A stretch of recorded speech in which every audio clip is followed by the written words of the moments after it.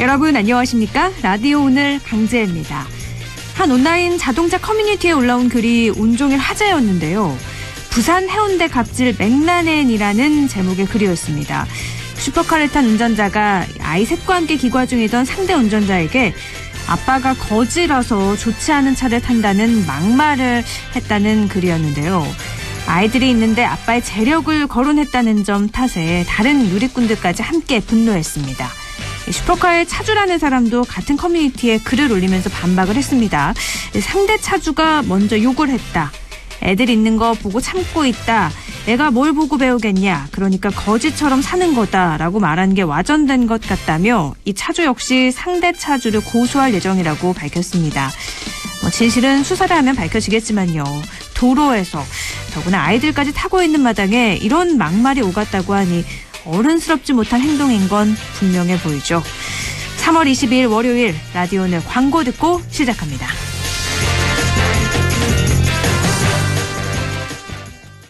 비즈니스 신세계로 가는 길 알려줘. 구리도시공사가 민관 합동사업으로 선보이는 지식산업센터 휴벨라인으로 안내합니다. 경춘선 별내역 8호선 연장부와 GTX B노선 추진해 트리플 역세권 전층 층고 6m라며. 자, 성공 향해 출발. 시공 신세계건설 문의 1544-6008. 무공해 고원에서 자란 프리미엄 돼지고기. 고고고 고원돈 고기는 고원돈 육즙 가득 고원돈 암돼지 맛있다.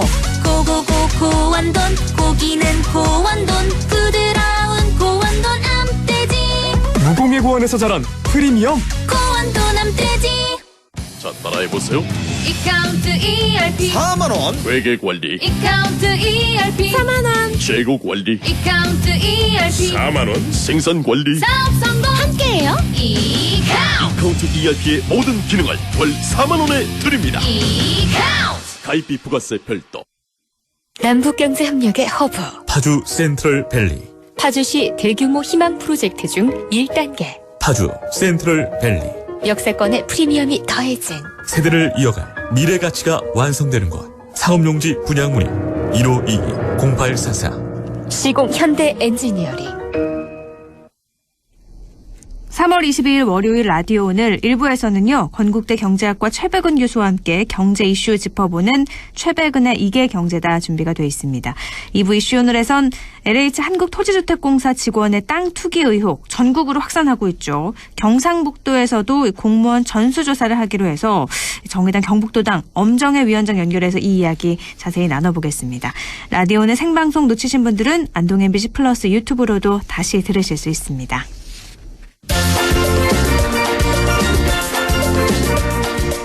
최백은의 이게 경제다. 경제 이야기를 쉽고 명쾌하게 풀어보겠습니다. 건국대학교 최백은 교수 함께합니다. 교수님 안녕하세요. 네, 안녕하세요. 네, 요사이 종합부동산세, 종부세가 화제의 중심으로 떠오르고 있어서 이 이야기를 좀 시작을 해볼까 하는데 공시가격이 평균 19% 급등하면서 종부세 계산 사이트 조회 건수가 폭등했다부터 종부세 폭탄이다, 부작용이 속출하고 있다 이런 기사 너무 많이 접해볼 수 있는데 어떤 게 맞는 건가요? 예, 이건 사실 정부에서도 설명을 했고요. 네. 그리고 이 종부세 올릴 때마다 매년 반복되는 얘기인데 좀 우리나라 언론들이 좀 저는 너무 지나친 것 같아요. 한마디로 너무 지나친 것 같은데 네.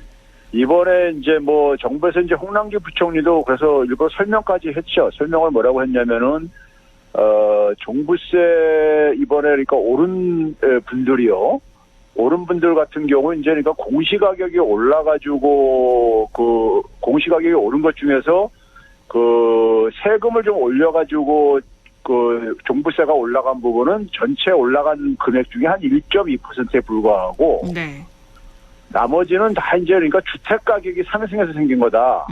우리가 지난해 이제 그러니까 우리가 주택 가격이 많이 상승했잖아요. 많이 올랐죠. 네. 예, 많이 오르게 되면 이거 재산이기 때문에 재산세기 때문에 종부세도요. 네.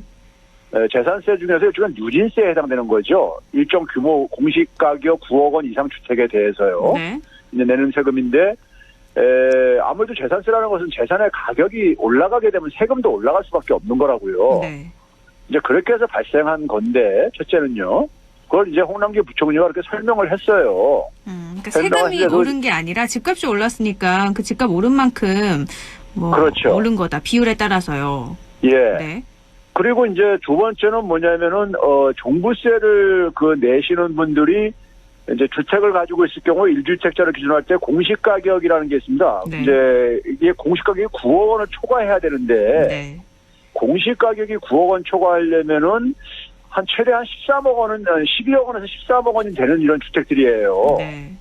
그러니까 시세를 그대로 다 반영을 안 하고 있습니다. 네. 그래, 그걸 좀 올린 건데도 아직 반영을 하기에는 모자란 거죠. 네. 그렇죠. 그래서 이게 이제 그러니까 전체 주택 중에서 3.7%뿐이 안 됩니다. 네. 그러니까 무주택자가 한 거의 절반에 가깝거든요. 우리나라 전체 보게 되면요. 네. 거기에 비하면은 그러니까는 뭐 전체 가구 중에서 보게 되면은 한 2%도 채 안 된다는 얘기예요. 종부세를 이제 그러니까는 내야 되시는 분들이요. 네네. 그리고 이제 또 하나는 뭐냐면은 이번에 이제 세율을 올리다 보니까는 집값도 오르다 보니까는 일반 그러니까는 보통 주택을 가지고 있는 서민들이요. 네.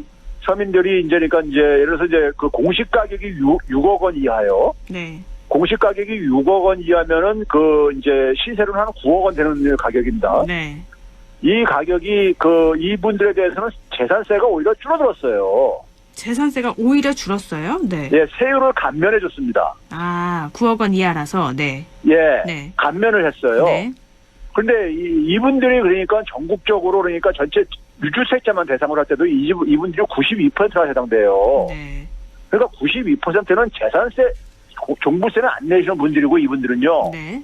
재산세조차도 그러니까 재산세는 이제 지자체 수입이죠. 각 지자체에서 이제 수입으로 잡는 건데 네네. 재산세를만 내시는 분들도 세금이 오히려 감면됐기 때문에 대다수 국민들은 사실 그러니까는 오히려 더 나아진 거예요. 지난해에 비해서요. 네. 그러면 언론에서 문재인 정부 들어서 종부세 부과 대상 기준 9억 원 초과 아파트가 50만 채를 넘어서 박근혜 정부 네. 때보다 700% 이상 늘었다. 공시가격 상승으로 종부세 대상자가 크게 늘어서 사상 최대를 기록할 것이다. 이런 말이 있는데 그럼 이건 틀린 거란 말씀이신 건가요? 그러니까 이제 종부세 대상이 느는 건 집값이 오르게 되면은 네. 집값이 오르게 되면 이제 오르는데 아까 이제 얘기했듯이 전국적으로 그래봤자 3.7%라 이거예요. 유주택자 기준으로 하더라도요. 네네. 그러니까 3.7%면은 주택을 가지고 있는 사람 중에서 전체 가구로 무주택자까지 포함하게 되면 아까 얘기했듯이 2%도 안 되는 전체 가구 중에서요. 네. 그게 증가했어도 그 정도뿐이 안 된다 이거예요. 아, 그러니까 집을 안 갖고 있는 사람 모든 우리나라 가구를 다 포함하면 2%도 채 안 되는 거고 집을 예. 한 채라도 갖고 있는 사람 중에서도 나누면 3.7%다. 정말 그렇죠. 극소수 부자들만 내는 부자세 맞다 이런 말씀이신 거네요. 그렇죠. 거기다가요. 네. 예를 들어서 언론들이 좀 이제 그러니까 이게 좀 거짓 보도를 좀 하고 있는 경우들이 있는데요. 네. 예를 들어서 그러니까는 저 보도가 난 거니까 제가 그대로 밝히겠습니다. 동아일보에서 3월 16일자와 17일자 보게 되면요. 네. 1주택 은퇴자들이요. 은퇴자들 되게 이제 얘기하는, 주로 제 종부세를 가지고 얘기할 때 은퇴자들이 수입도 없고 그러는데. 네. 그 말 많이 하죠. 세금이 네. 크게 들어가가지고 그러니까는 아주 그냥 난처한 상황이다. 이런 식의 보도가 많아요. 네네. 그래서 이제 집을 팔아야 할 판이다. 이런 얘기들 막 나오잖아요. 네. 그래서 이제 거기에 나온 기사에 이제 예를 든 게 뭐냐면은 음마 아파트라고 서울에 있습니다. 네. 굉장히 노후화된 아파트죠. 네. 여기에 40년을 거주하는 은퇴자를 예를 들어서 이렇게 보도를 했어요. 76세 이제 연령을 이제 해가지고요. 네. 그리고 이분은 한 14년 전에 은퇴했다 이거예요. 그래서 구체적으로 아주 해놨어요. 네. 근데 이제 공시 가격이 지난해 한 13억 7천만 원이었었는데 올해는 한 15억 3천만 원으로 올랐다. 네. 그러니까 공시 가격이 15억 정도면 이거 거의 한 20억 되는 아파트입니다. 그러니까요. 네. 실제 시세는요. 그래가지고 지난해 보유세로 560만 원을 납부했는데 올해는 850만 원 이상이나 된다. 네. 그러니까 거의 한 300만 원이 증가했는데 이분은 주로 그러니까 생활하는 게 연금을 가지고 하는데 이게 이제 이거 나쁘게 생각하니까는 자녀들한테 손을 벌려야 할 처지라고 이런 식으로 이제 보도를 했어요. 네. 그런데 이게 기자가 이거는 아주 소설을 쓴 겁니다. 소설이요? 왜죠? 예. 그러니까 뭐냐면 이렇게 해놓고 나서 뭔가 좀 이게 좀 찔리다 보니까는 제가 이걸 이제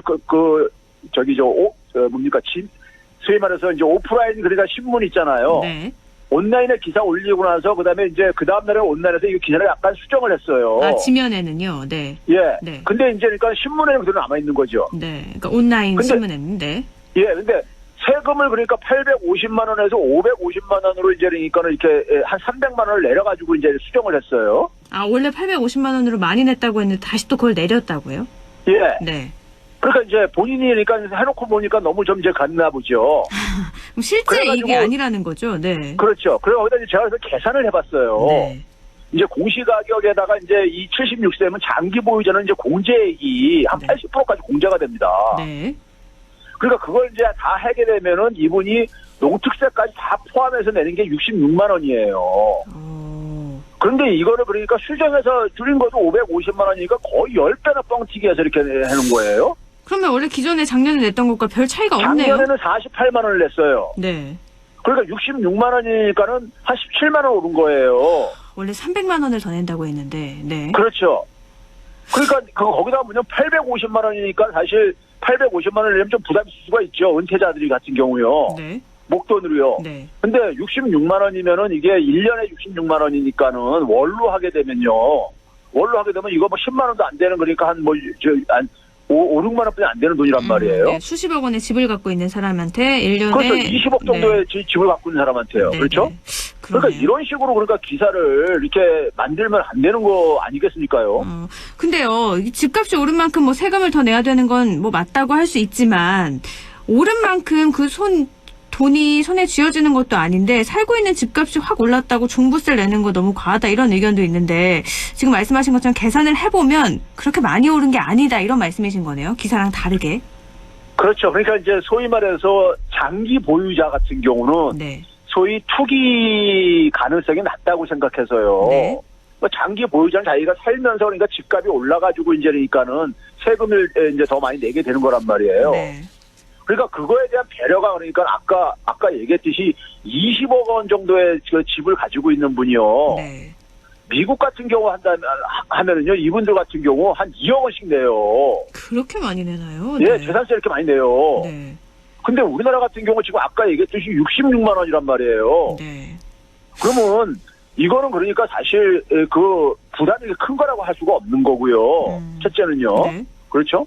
그리고 이제 뭐냐면은 대개 이제 다주택자들이 다주택을 갖고 계신 분들이 주로 이번에 종부세 이제 그러니까 많은 이제 소위 충격을 많이 받았어요. 네. 근데 원래 종부세 이번에 세율을 올린 목적이 다주택자들을 집을 좀 내놓으라고 한 거예요. 네. 목적이요. 네네. 정책의 목적이요. 네. 그건 어떻게 보게 되면은 그러니까 다주택자가 자기가 그러니까는 예를 들어서 그 다주택을 보유하는 이유는 뭐겠습니까요? 그걸로 인해서 기대 수익이 높다고 생각하니까 그렇게 집에다 투자를 한 거 아니겠습니까요? 네. 근데 그게 불로소득이라 이거죠.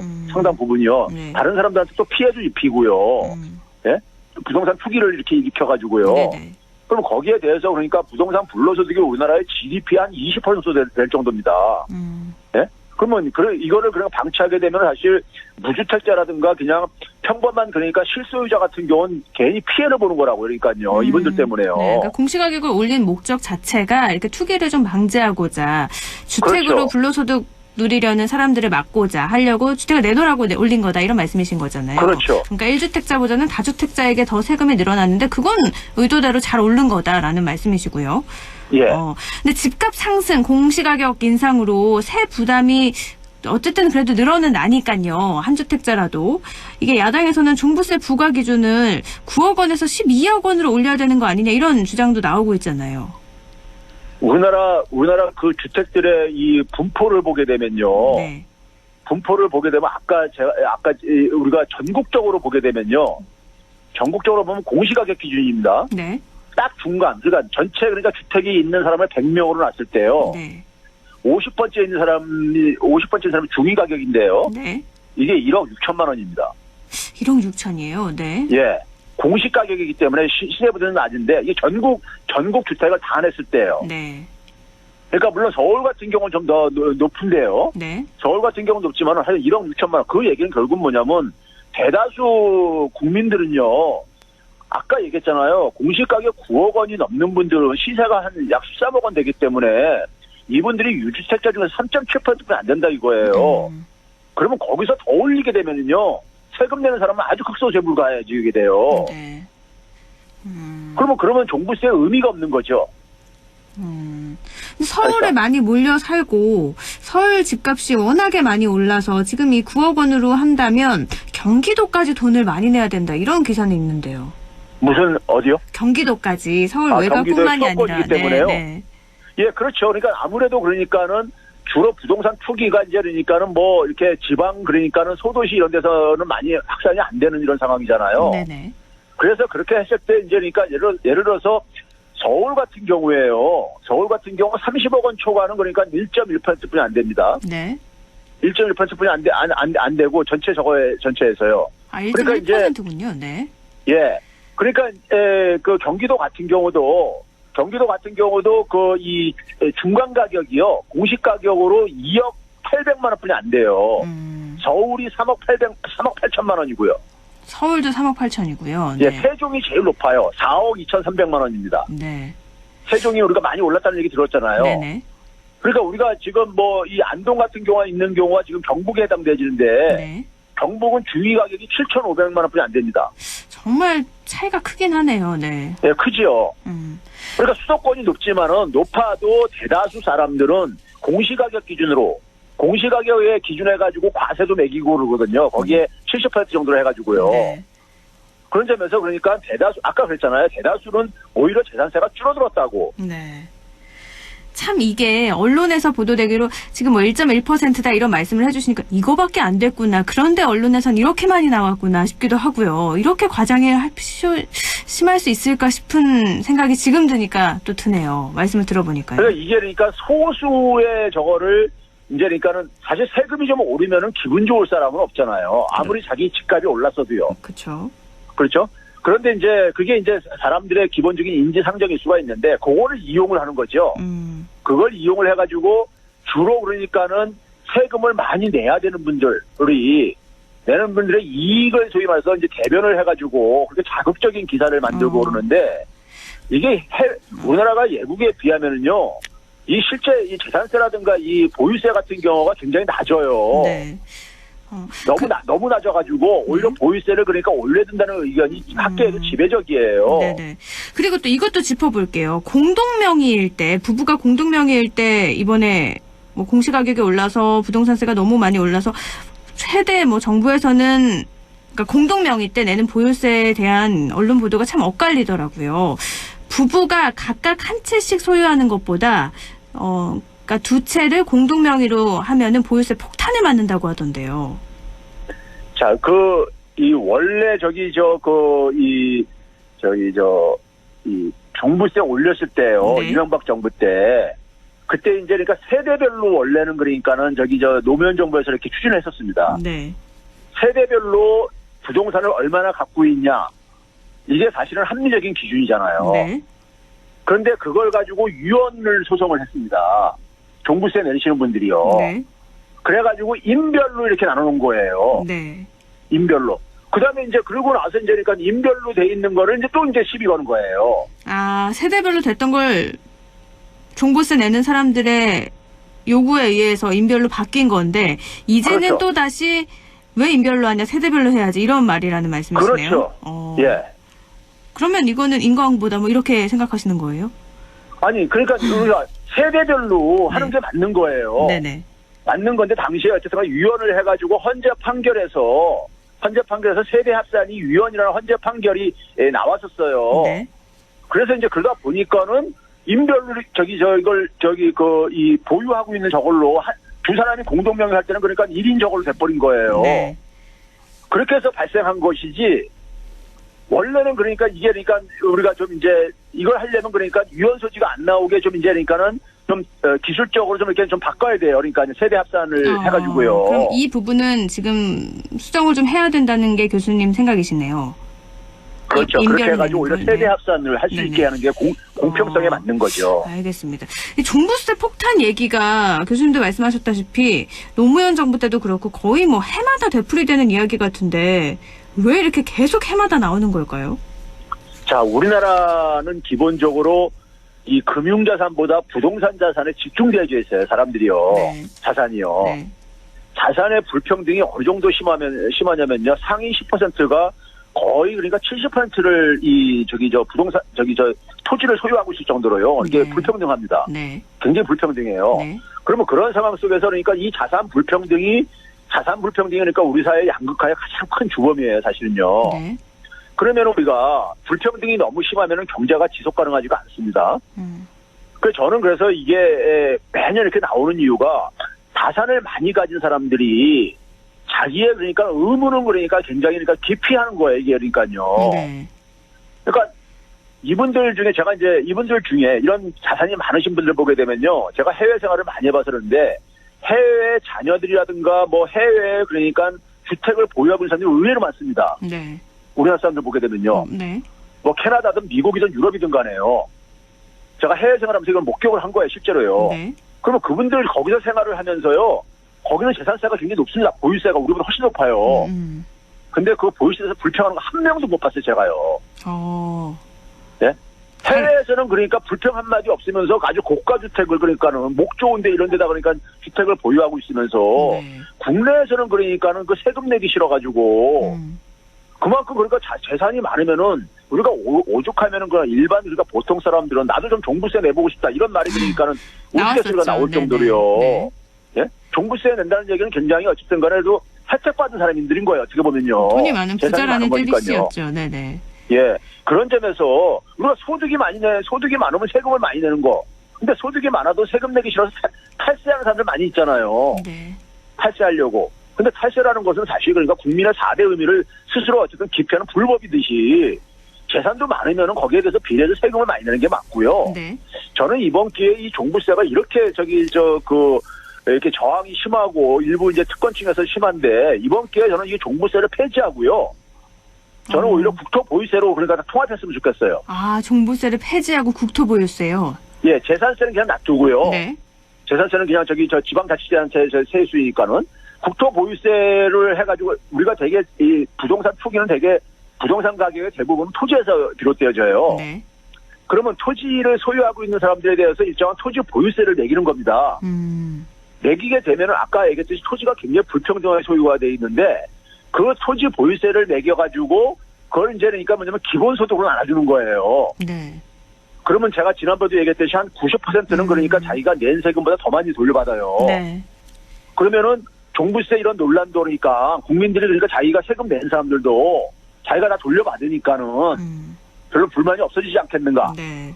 그렇게 하게 되면요 지금 종부세보다 그 상위 계층들은요 더 많이 세금 부담 증가합니다. 그러면 더 많은 반발이 나오지 않을까요? 아 근데 대다수 국민들은 근데 그 대신 뭐냐면은 네. 저 세금 올랐다고 세금 우리가 폭증했다 이런 얘기는 안 나올 게 아닙니까? 네. 다 돌려받으니까요. 근데 지금 뭐 3.7% 공시가격 올라서 이렇게 부동산세 3.7%가 더 내는데도 언론에서 이렇게 많이 나오는데. 아니 그건 왜 그러냐면요. 네. 왜 그러냐면은 아까 얘기했듯이 공시가격 6억 원 이하 그러니까 시세 9억 원 이하들은 재산세를 줄여줬어요. 네. 그런데 뭐냐면은 그 6억 원에서 9억 원 사이 있잖아요. 네. 공시가격으로요. 네. 그러니까 한 9억 원에서 한 13억 원 사이에 있는 집입니다. 시세로는요. 네. 요 부분도 꽤 많이 있을 수가 있어요. 중산층 같은 경우에 수도권 같은 경우에는요. 네. 근데 이분들 같은 경우는 좀 세금이 좀 올랐어요. 그러니까 세금이 오른 사람들은 기본적으로 그러니까 생활이 6억 원에서 9억 원에서 한 12억 원 정도 주택 갖고 있는 사람들이 중산층이거든요. 네. 수도권에서 보게 되면요. 네. 이 중산층들이 그러니까 이래서 세금이 오른 것에 대해서 기분 좋을 건 없죠.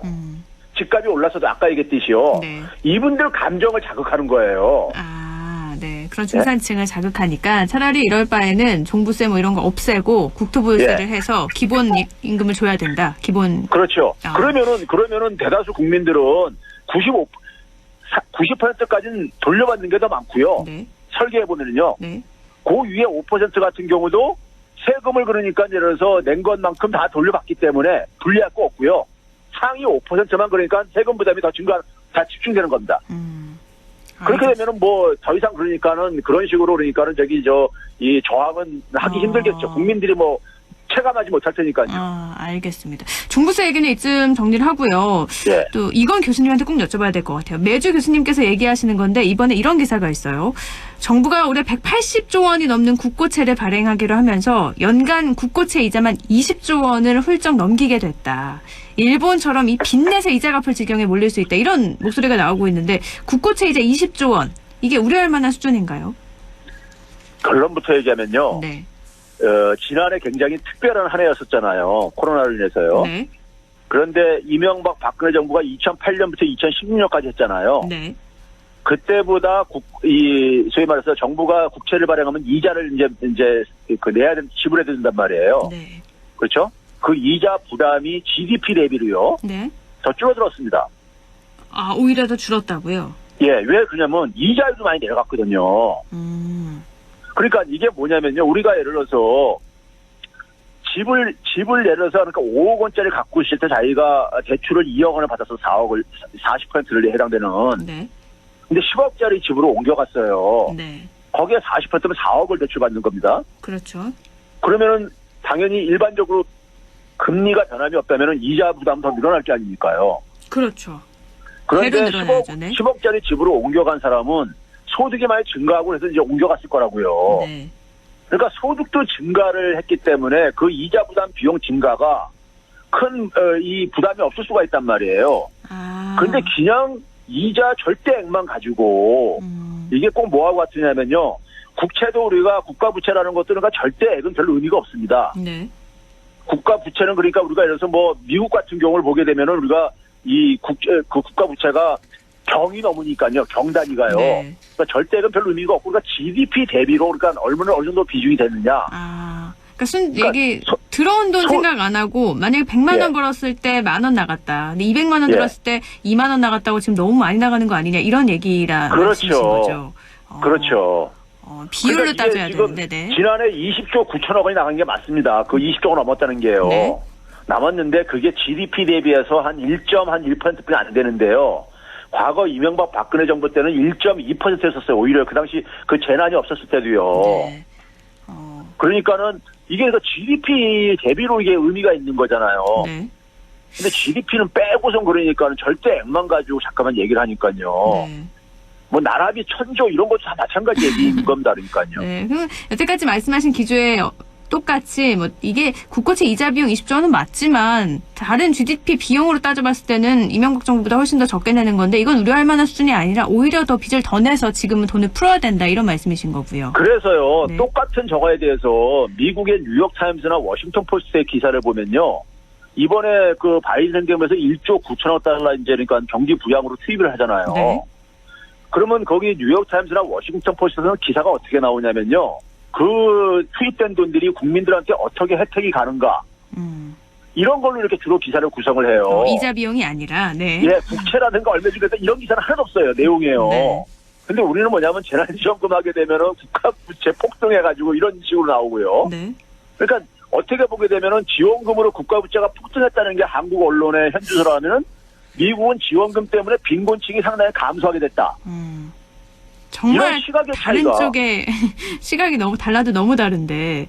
그러니까 그 미국에서는 언론들이 왜 그러겠습니까? 지원금이 지금 상황에서는 불가피하다고 보는 거죠. 네. 그래서 지금 지원금 안 주게 되면 빈곤층이 굉장히 증가해가지고 어려운 사람들이 굉장히 힘든데 이럴 때 그러니까는 이 지원금 주는 걸 가지고 트집 잡게 되면은 이 빈곤층들이 굉장히 더 힘들 거라 이거죠. 왜 이렇게 우리 언론들은 나라 빚을 그런 걱정을 못해서 안달인 건가요? 제가 일전에 얘기했듯이요. 자, 정부가 예를 들어서 이게 그러니까는 정부가 재정을 그러니까는 쓰면은 되게 아까 했듯이 국채 같은 걸 발행해서 쓰잖아요. 네. 그 국채를 발행해서 쓴다는 얘기는 민간에 있는 자금을 갖다가 이제 쓰는 겁니다. 네. 그럼 민간에 있는 자금이 그만큼 줄어드는 대신에 국가가 그 자금을 가지고 이제 그러니까 어려운 사람들 많이 지원을 해주게 되면요. 그 지원을 받는 사람들이 은행 같은 데를 이용을 못 하잖아요. 이용을 하는 게 그만큼 줄어들 수 있지 않겠습니까? 네네. 그러니까 금융자본들이 타격을 보는 거예요. 그 금융자본들의 이익을 대변하는 게 기재부입니다. 네. 우리가 모피아라고 하는데 네. 기재부가 그래가지고 기재부에서 국장 정도 하다가 저기 차관이나 장관 못 되시는 분들이 되게 금융기관 다 기관장을 다 내려가요. 네네. 그 얘기 제가 한번 했듯이요. 네. 그러니까 그런 점에서 그러니까 계속해서 재정을 그러니까는 이게 부정적으로 이렇게 가는 이유도 그렇고 언론들도 그러니까는 마찬가지인 겁니다. 그러니까요. 그 있는 사람들의 그러니까 이익을 자꾸만 이렇게 대변하고 그러다 보니까는 정부가 지금 재정 안 쓰게 되면 일반 국민들은 지금 우리 가계 채무가 지금 전 세계에서 가장 제일 높은 나라 중 하나란 말이에요. 네네. 지금 네 언론에서는 그쪽을 봐야 되는데 나라 국민들을 네. 봐야 되는데 일명 모피아 그쪽의 세력에 함께 편조해서 그렇게 편중해서 했다는 말씀이시네요. 예. 알겠습니다. 오늘은 시간 관계상 여기까지 듣죠. 말씀 네네. 고맙습니다. 네, 감사합니다. 네, 최백은의 이계경제다 건국대학교 경제학과 최백은 교수였습니다. 라디오 오늘 1부는요. 여기까지고요. 잠시 후 2부에서 뵐게요.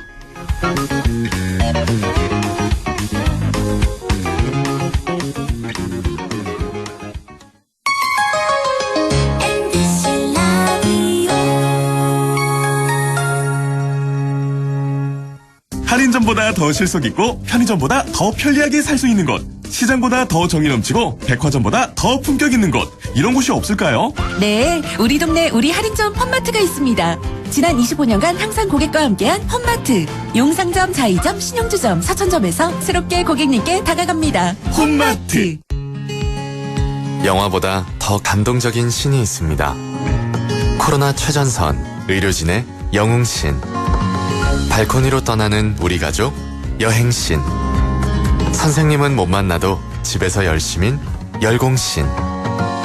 국민 여러분께서 만들어낸 감동적인 신들입니다. 그리고 이제 모두가 기다려온 백신으로 해피엔딩 신을 보여줄 차례. 우리가 함께 만든 최고의 신들이 있어 대한민국은 반드시 코로나19를 이겨낼 것입니다. 공익광고협의회.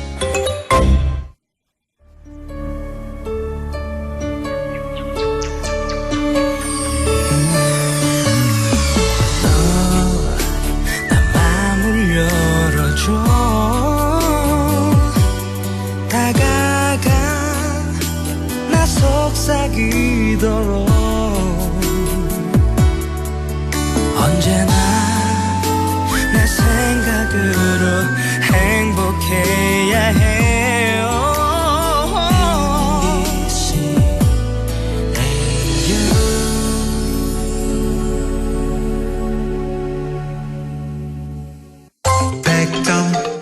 MBC 라디오. 라디오 오늘 2부 순서 이슈 오늘입니다. LH 한국토지주택공사 직원들의 땅 투기 의혹이 전국으로 확산되고 있죠. 경상북도에서도 공무원 땅 투기 의혹과 관련해서 조사에 착수했는데요. 관련 공무원만이 아니라 선출직 공무원 또 전현직을 망라한 수사 요구도 높아지고 있습니다. 정의당 경북도당 엄정혜 위원장 연결해서 이 이야기 나눠보죠. 위원장님 안녕하세요. 네, 안녕하십니까. 엄정혜입니다. 네. LH 직원의 땅 투기 의혹, 전 국민적인 분노로 번지면서 잦아들지 않고 있는데, 이런 일련의 사태를 지켜보면서 어떤 생각이 드셨는지 먼저 여쭐게요.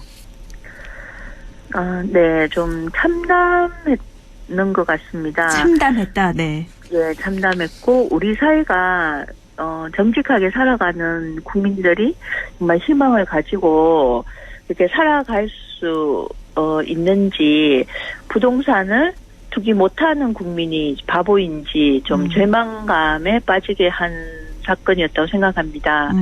특히 또 젊은 세대는 좀 내 집 마련 이런 꿈을 포기한 지 오랜데 정보도 없고 인맥도 없고 투자할 돈도 없는 사람들은 특히 많은 절망감에 좀 잡혔다고 생각하고요. 네. 예, 그래서 기회 균등도 사라졌고 또 노동의 가치도 좀 무력화되었다고 생각이 듭니다. 네, 실제로 뭐 상대적 박탈감도 커졌고요. 그래서 더 공분을 사고 있는 게 아닐까 싶기도 한데요.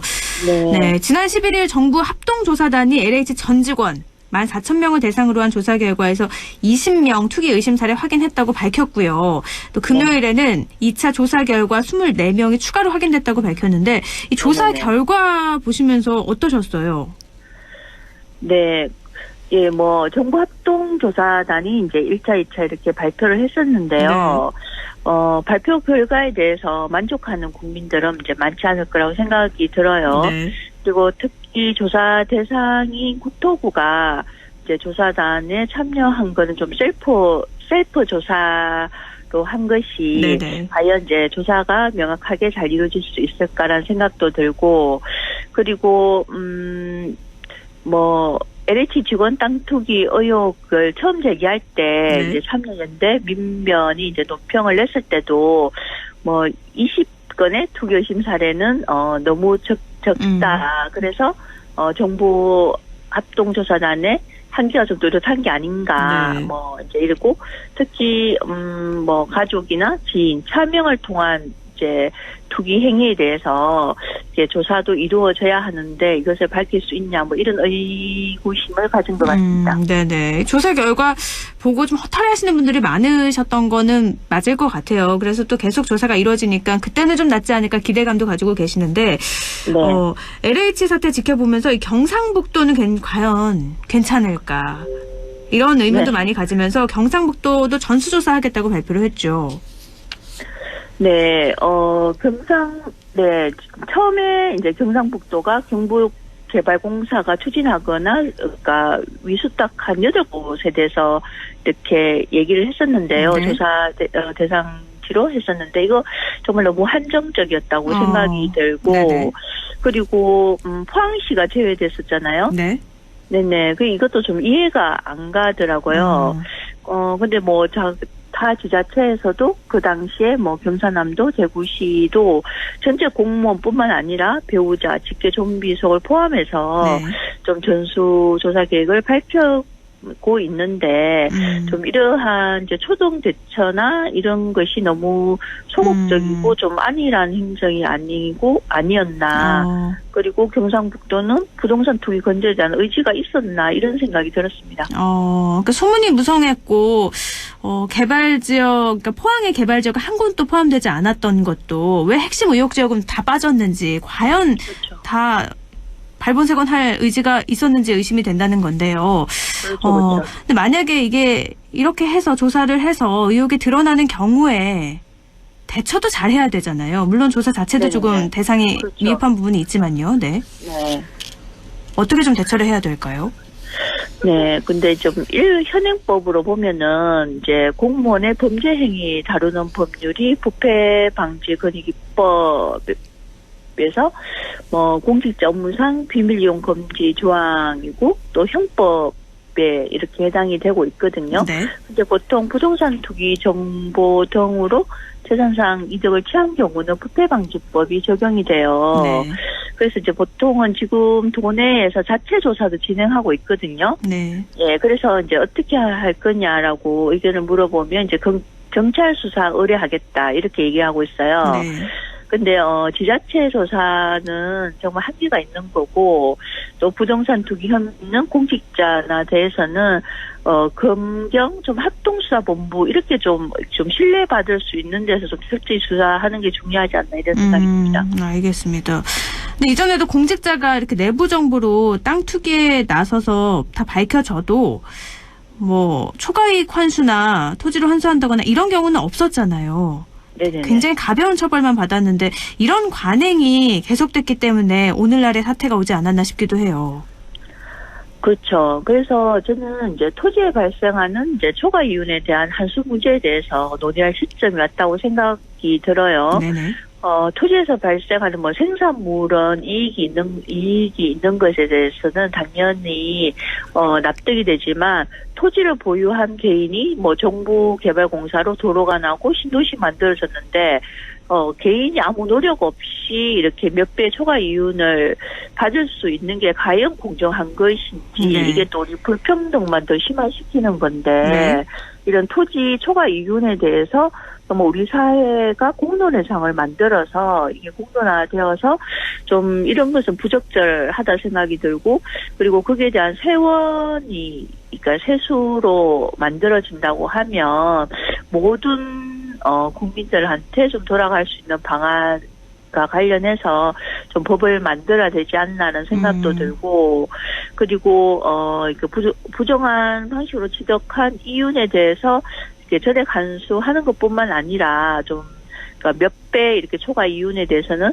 좀 징벌적 가세 법안도 이제 부동산 투기 공직자에 대해서는 좀 이렇게 공직사회에서 좀 퇴출하는 법안 이렇게 좀 강화돼야 될 것 같습니다. 네, 이게 경상북도에서만 할 수 있는 일이 아니기 때문에 그렇죠. 네, 조금 더 공론화시켜서 입법도 제정이 빨리빨리 돼서 다시는 이런 일이 벌어지면 안 되겠다는 말씀이세요. 근데 이번에 조사에서 선출직 공무원에 대한 조사는 빠져 있잖아요. 네네네. 이건 어떻게 생각하세요? 예, 저는 선출직 공무원들 당연히 조사를 해야 된다고 생각하고요. 네. 국회의원, 지방의원이 이제 국민과 시민의 대표잖아요. 근데 투명하고 천념해야 이게 민의의 대변자로서 자격이 있다고 생각을 해요. 네. 그래서 지방의원은 이제 지금 재산 등록을 하고 있기는 하지만, 네. 사실은 여기에 대해서 이렇게 차명으로 되어 있는지 이런 거에 대해서는 사실 수사나 조사가 이루어지지는 않고 있는 상황이거든요. 네네. 그래서 지방의원 하지만 그래서 지금 지방의회 의원들이 투기 의혹이 전국적으로 계속 번져나가고 있고 네. 그렇다고 하면은 예외가 될 수 없다. 그래서 전국적으로 모든 지방자치단체장 선출직 공무원도 대상으로 철저히 조사해야 한다 이렇게 생각합니다. 근데 선출직 공무원에 대해서도 조사를 해야 된다는 말씀을 하셨는데 그러면 도대체 어디까지 해야 되냐? 이미 퇴임을 했거나 임기를 마친 경우까지도 다 포함을 해야 되냐? 그 가족들까지 전부 다. 그럼 대상이 너무 늘지 않을까 싶기도 한데요. 근데 이게 어쨌든 퇴임한 공무원에 대해서도 저는 좀 이루어진다 생각하고 네. 또 이게 이제 조사 시기가 5년, 10년 이런 거보다 이렇게 지자체마다 사업 시행이 다 다르거든요. 네. 그래서 그 해당 법률 공소시효를 좀 감안해서 좀 법률안이 가정돼야 된다고 생각을 하는데 네. 그래서 한 5년 정도 조사를 하면은 이제 그 해당 사업이 이제 공고된 시점 이전으로 한 5년 정도 하면 밝혀질 것 같고 네.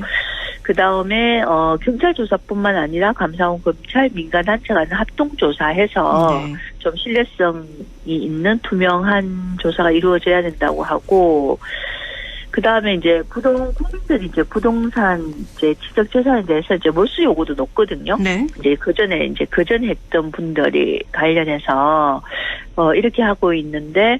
이제 소급 적용인 거잖아요. 네. 네, 공직자들이 부동산 투기를 막기 위해서 소급 적용에 대한, 이건 이제 국민들 공감대가 필요하고, 이제 특별법이 마련돼야 되지 않을까. 네. 예, 그래서 이것도 한번 공론의 장으로, 만들어서 좀 공론화돼야 된다고 생각합니다. 그 소급 적용까지 할 수 있는 특별법이 마련이 돼야 된다는 말씀이신데요. 그렇죠. 네네. 근데 경상북도에서 이렇게 전수조사를 하겠다고 발표를 한 부분도 지금 포항도 빠져 있고 이런 거에 대해서도 많은 얘기를 하셨을 거잖아요. 경상북도에서는 어떤 입장인가요? 그래서 이제 저도 좀 경상북도에 전화를 해봤는데 네. 통화는 못했거든요. 네네. 네, 그래서 저도 궁금해요. 이게 이제 왜 빠졌는지. 네네. 그래서 좀 아시는 분들한테 전화했는데 통화가 안 돼서 하기를 못했습니다. 추후에 이게 포항이나 의심 지역이 포함이 될런지도 아직 확실하게 알 수 없는 상황인데 그러면 앞으로 정의당에서는 이런 문제를 어떻게 대응해 나갈 계획이신가요? 네. 우리 이제 정의당에서는 이제 일단은 이제 국회의원 전수조사 했었고요. 네. 그 다음에 이제 공공주택법, 이해충돌방지법, 국회법 개정안을 발의한 상태예요. 네. 그리고 이제 부동산 실명제법과 농지법 개정안도 발의할 계획인데요. 특히 이제 경북도 도농 복합지역인데 불법 농지 전용이 되게 심각한 상황이거든요. 네.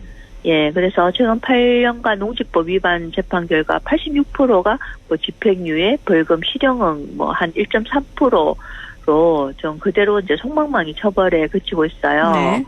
그래서 이제 현법이 명시한 경작자가 땅을 소유한다는 경자 유전의 원칙 대신 투기한 자가 땅을 소유한다는 투자 유전으로 변질된 상황이에요. 네. 그래서 정의당 특히 농지를 더 이상 투기의 대상이 안 되도록 관련법 개정안을 준비하고 있고 또 정의로운 토지 정책을 추진할 계획입니다. 네.